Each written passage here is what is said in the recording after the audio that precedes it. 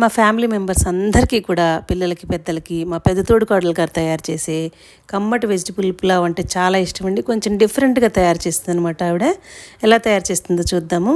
ఒక గ్లాసు బియ్యానికి 2 గ్లాసులు వాటర్ ఎసరు మరిగించేసి దానిలోనే అల్లం వెల్లుల్లి ధనియాలు గ్రైండ్ చేసేసి ఆ పేస్ట్ దానిలో వేసి మరిగించేస్తుంది అనమాట. ఫ్రోజన్ బఠానీ, ఆలుగడ్డ, అలాగే క్యారెట్ సన్నగా కట్ చేసినవి, ఉల్లిపాయలు, పచ్చిమిర్చి ఇవన్నీ కట్ చేసి రెడీగా పెట్టుకుని బిర్యానీలో వేసే దినుసులు అన్నీ ఉంటాయి కదా, స్టార్ ఫ్లవర్, లవంగ, చెక్క, షాజీరా, అలాగే ఇలాచి, ఇవన్నీ కూడా మరాఠీ ముగ్గ, అనాసపు ఇవన్నీ కూడా వేస్తుంది అనమాట. స్టవ్ మీద ప్యాన్ పెట్టేసుకుని దానిలో 2 టేబుల్ స్పూన్స్, పెద్ద టేబుల్ స్పూన్స్ నిండా నెయ్యి వేసేసింది. 2 గరిటెల నూనె కూడా వేసి మసాలా దినుసులన్నీ వేసేసి ఒక్కొక్కటిగా అనమాట, ఉల్లిపాయ, పచ్చిమిర్చి, అలాగే క్యారెట్, బఠానీ అన్నీ కూడా ఒక్కొక్కటిగా వేసి కొంచెం జీడిపప్పు కూడా వేసేసింది.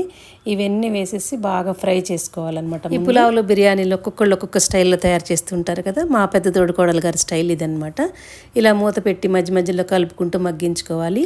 ఒక గ్లాసు బియ్యాన్ని బాగా కడిగేసి ఏదైనా జల్లెడ బుట్టలో నీళ్ళు వడబోసేసిలాగా ఒక 10 నిమిషాలు అలా నానబెట్టుకోవాలన్నమాట. మనం వేసిన ఈ వెజిటబుల్ ముక్కలన్నీ కూడా బాగా మగ్గిపోయినాయి అనుకున్నప్పుడు దీనిలో కొంచెం మనం ఇంట్లో తయారు చేసిన మసాలా అయినా సరే, లేదా మనం బయట కొన్న మసాలా అయినా సరే కొంచెం ఒక టేబుల్ స్పూన్ ఫుల్గా వేసేస్తే ఇంకా చాలా మంచి ఫ్లేవర్ వస్తుందన్నమాట. మొత్తం అంతా కలిపేసేసి ఇప్పుడు దీనిలో ముందుగా కడిగి జల్లెళ్ళలో వేసేసిన బియ్యం ఉన్నాయి కదా, అవన్నీ వేసేసారనమాట. ఈ బియ్యం కూడా తను వేసిన నెయ్యిలో, నూనెలో, అలాగే వెజిటబుల్స్తో పాటు ఒక 5 మినిట్స్ అలాగా ఫ్రై చేసినట్టుగా ముద్దగా అయిపోకుండా, మెతుకు అంటుకోకుండా చక్కగా పొడి పొడిగా వస్తుందన్నమాట. ఇప్పుడు ముందుగా మరిగించి పెట్టుకున్నారు కదా అల్లం వెల్లుల్లి ధనియాలు ముద్ద వేసేసి వాటర్ అంతా మరిగించారు కదా, దీనిలో వడబోసేసారనమాట. ఒక జాలి ఇలాంటివి తీసుకుని వడబోసేసారు. అలా తీయటం వల్ల ఏంటంటే ఆ ధనియాలు, అల్లం వెల్లుల్లి ఫ్లేవర్ మాత్రమే దిగి ఎక్కువ ఘాటు లేకుండా కమ్మగా ఉంటుంది. ఆ పీచులుగా ధనియాలు అవి గొంతులోకి రాకుండా, గట్టులాగా రాకుండా బాగుంటుంది. ఇప్పుడు దీనిలో టేస్ట్కి సరిపడా సాల్ట్ వేసేసుకొని టేస్ట్ చూసుకుని ఇప్పుడు ఇంకా మూత పెట్టేసి ఒక 2 విజిల్స్ వచ్చిన తర్వాత ఇంకా స్టవ్ ఆఫ్ చేసేసుకోవాలన్నమాట. ఇది బాగా ఘాట్లు ఇష్టపడకుండా కమ్మగా తినాలనుకునే వాళ్ళకి ఇది చాలా బాగా నచ్చుతుందండి.